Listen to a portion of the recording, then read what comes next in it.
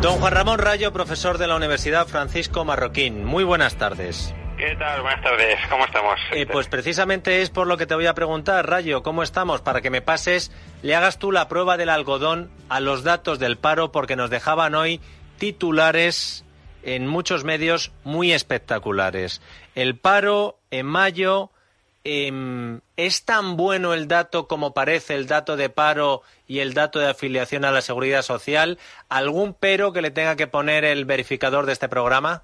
No, a ver, yo creo que es un buen dato. Lo que pasa es que, claro, es un dato que hay que contextualizarlo en el mes de mayo. Recordemos que en el mes de mayo concluyó el estado de alarma y el país volvió pues a avanzar hacia la normalidad que ha estado tantos meses cercenada, primero porque había una pandemia que dificultaba que se pudiese desarrollar la actividad. Luego, durante algunos meses, a diferencia de lo que sucedía en otras regiones como la Comunidad de Madrid, que apostó por un modelo que ya creaba empleo desde mucho antes, justamente porque no asfixió la actividad, pues luego, durante muchos meses, se mantuvieron restricciones que no pasaban un mínimo test de conveniencia o necesidad sanitaria, y eso ha provocado que, claro, cuando esas restricciones se han levantado, también es verdad, conforme la vacunación ha avanzado, pero sobre todo cuando las restricciones se han levantado, pues que se haya empezado a crear empleo de un modo bastante más intenso. También mayo suele ser un buen mes para el empleo, entonces se ha juntado un poco todo.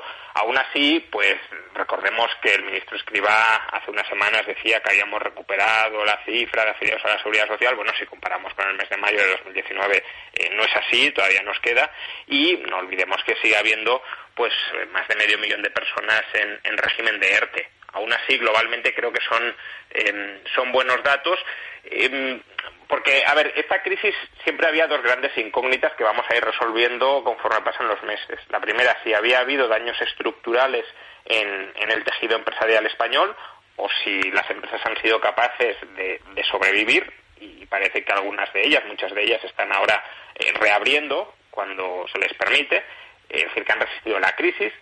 Y la segunda incógnita es si iba a haber cambios sostenidos en los patrones de demanda. Y eso es quizá lo que todavía es más incierto y, como digo, iremos viendo en los próximos meses.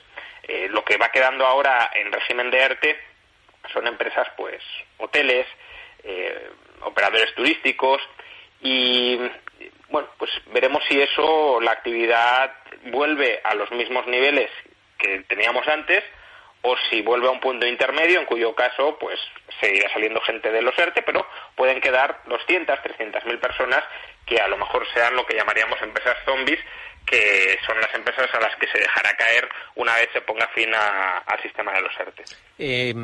¿Eres un poco más optimista que ayer, Rayo, o no te influye para nada los datos conocidos hoy?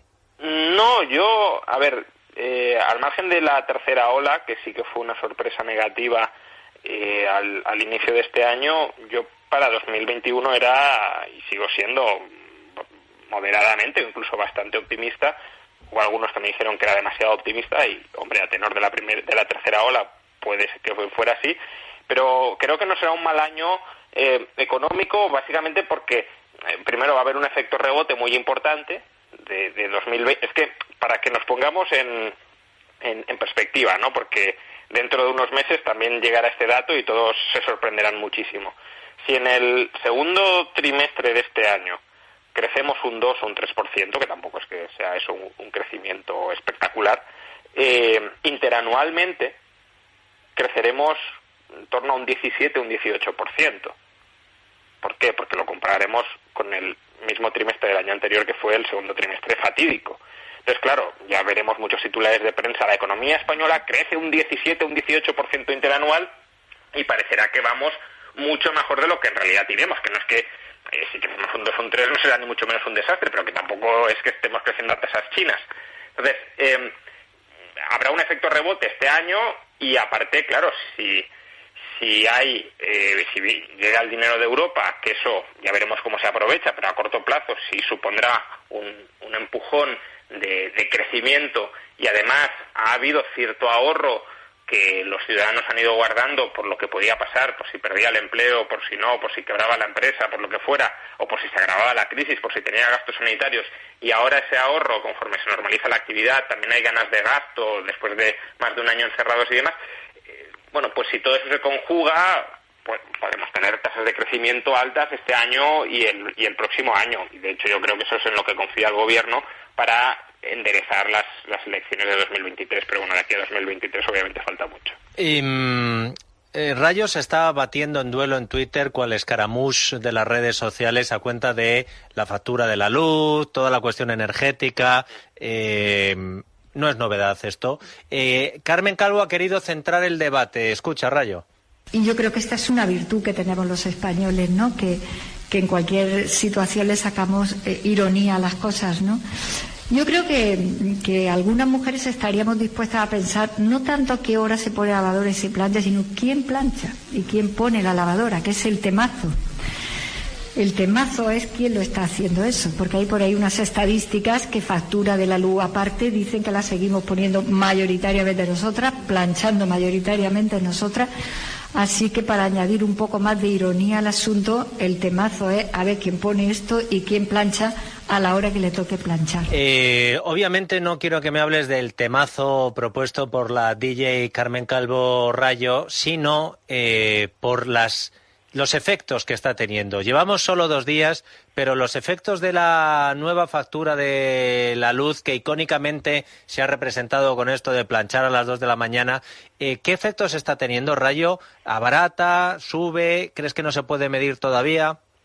No, a ver, lo que sí sabemos la factura de la luz, como sabemos, tiene el término potencia y el término energía. El término potencia es lo que hasta el 31 de mayo era la parte fija de la factura de la luz, y el término energía era el gasto, el consumo de kilovatios hora que efectuábamos. La reforma en parte busca abaratar el término potencia, la parte fija, y que dentro de la factura de la luz tenga mucho más peso el término energía. Y que ese término energía, a su vez, como sabemos, pues se distribuya en 3 tramos horarios, valle, llano y punta, y que haya diferencias muy sustanciales en esos 3 tramos para reorientar los hábitos de consumo. Entonces, la Comisión Nacional de Mercados y Competencia calculaba, hay 2 grandes grupos, ¿no?, de usuarios de electricidad en España. Entre las clases medias, las rentas medias bajas, hay 18 millones de usuarios en la tarifa que hasta ahora no discriminaba entre tramos horarios y que tenía una potencia de hasta 10 kilovatios, que es la que tienen muchísimas familias, y para este grupo de 18 millones de familias la CNMC estimaba que habría una rebaja del precio final de la luz, pero esa estimación dependía de que variaran de manera bastante sustancial los hábitos de consumo. Básicamente la CNMC está presuponiendo que casi el 50% de todo el consumo de la electricidad de las familias que estaban acogidas a esta tarifa y que ahora han pasado a la nueva del gobierno, se efectuaría en horas valle. Horas valle, recordemos, es de medianoche a las 8 de la mañana, 8 de la mañana no incluidas, es decir, hasta las 7:59, y los fines de semana. Es que las familias sean capaces de trasladar todo su consumo eléctrico, la mitad de su consumo eléctrico a estas franjas horarias, es bastante aventurado. Si pensamos en otras distribuciones, por ejemplo, 35 horas valle, 35 horas valle, 35 horas punta y 30 horas llano, que es una distribución más normal, ahí tendríamos que a esos 18 millones de familias no se les encarece o se les encarece un poquitín la factura de la luz, pero más o menos se quedan en tablas. Ahora bien, luego hay otro grupo muy numeroso de 9,6 millones de usuarios, que son los que hasta ahora tenían la misma potencia, hasta 10 kilovatios, pero en 2 tramos, y a ese grupo, según la CNMC, se le va a encarecer la luz un 10%. Y si no presuponemos que redistribuyen inteligentemente el consumo eléctrico como quiere el gobierno, se les puede encarecer hasta un 15% la factura de la luz. Y la verdad es que si miramos cómo está evolucionando el término energía en los mercados para este tipo de consumidores, tanto los de la anterior tarifa como los de esta, la verdad es que estamos viviendo incrementos muy importantes en la parte de energía, en el coste del kilovatio hora de los ciudadanos. Por hacer la comparativa, ¿no? Los que tenían la tarifa que no discriminaba entre horarios, estos más o menos están pagando el kilovatio hora algo más barato que antes en las horas valle, pero es que en las horas punta están pagando el kilovatio hora un 50% más caro. ¿Un 50%? El kilovatio hora, efectivamente, en las horas punta un 50% más caro. Hasta el 31 de mayo, o el 31 de mayo, mejor dicho, el kilovatio hora a las 10, a las 11, a las 12, a la 1 se pagaba a 15 céntimos el kilovatio hora y ahora lo están pagando a 24, a 23, 24, 23. Es decir, estamos hablando de un 50 o más de un 50%. Ya digo, en las horas valle no se abarata mucho, se abarata algo, pero no mucho, pero en las horas punta se les dispara. Pero es que a los que tenían la segunda tarifa, la que incluso la CNMC dice que se les va a encarecer, estos el kilovatio hora en las horas punta lo están pagando hasta un 100% más caro. Es decir, a las 11, a las 12 solían pagar el kilovatio hora a 11 céntimos y ahora lo están pagando a 24 o 25. En fin, ¿No tienes la impresión, Rayo, de que va a haber casos, no sé si puntuales o en qué porcentaje, de consumidores que, porque no se hayan enterado o porque no tienen más remedio que seguir con sus hábitos, les puede venir un susto en la factura en julio tremendo? Sí, no, desde luego los que no se informen muy bien se pueden llevar una sorpresa bastante desagradable. Y luego hay otro segundo factor que no estamos comentando. Hemos hablado mucho de potenciar el teletrabajo en España y a qué horas se desarrolla el teletrabajo en España. Acabas de tocar una tecla que no había escuchado yo hasta ahora, Juan Ramón. Es cierto.